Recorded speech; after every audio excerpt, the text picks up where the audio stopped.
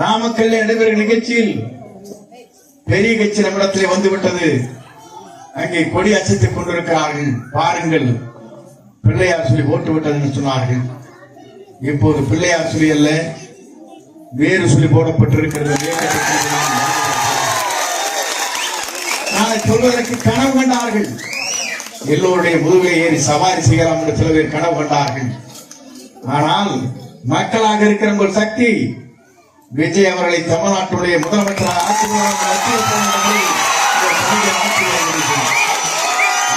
சக்திக்கு மேலே யாரும் தடை போட்டு நிறுத்த முடியாது.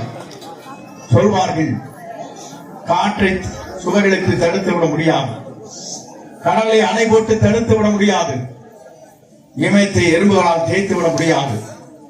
அதை போல உங்கள் சக்தி என்பது இந்திய நாட்டின் வரலாற்றில் ஒரு பெரும் மாற்றத்தை உருவாக்குற சக்தியாக இந்த எம்ஜிஆர் நகம் அமைய போகிறது.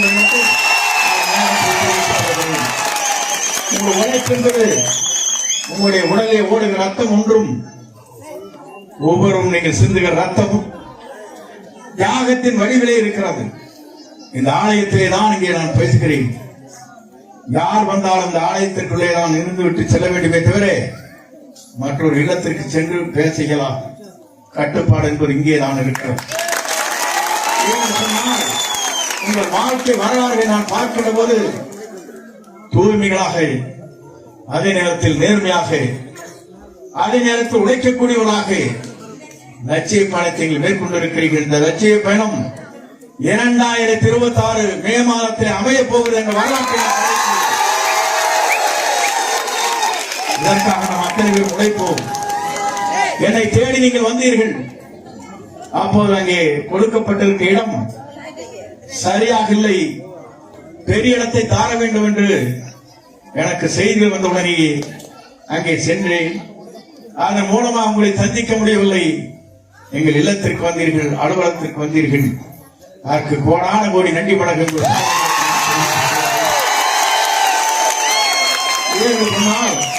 அப்போது இங்க இருக்கிற எல்லோரிடத்தில் நான் சொன்னேன், நீங்கள் வராதீர்கள், உங்களை நாடி நான் வருகிறேன் என்று சொன்னேன். சொன்னால் எதிர்கால தமிழகத்தை உருவாக்குவதற்கு இன்றைக்கு விஜய் இடத்திலே தான் வருகிற 14ஆம் தேதி என்று கூட்டம் கூட இருக்கிறது. இந்த கூட்டத்தை பார்ப்பதற்கு பிறகு கொங்கு மண்டலமே வியக்க போகின்ற வரலாற்று சொன்னால் இந்த வரலாற்றுக்கு சொந்தக்காரர் நீங்கள், வரலாற்றை படைக்கக்கூடியவர் நீங்கள். ஒரே ஒளி இவ்வளவு பேர், அவருக்கு இவ்வளவு பேர் ஆதரவு இருக்கிறது.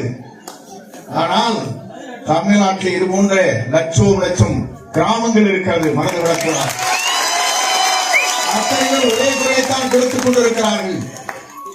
இருக்கிற குழந்தையை கேட்டால் சொல்லுகிறது தாயிடத்திலும் தந்தையிடத்திலும், இந்த முறை விஜய்க்குத்தான் ஓட்டு போட வேண்டும்.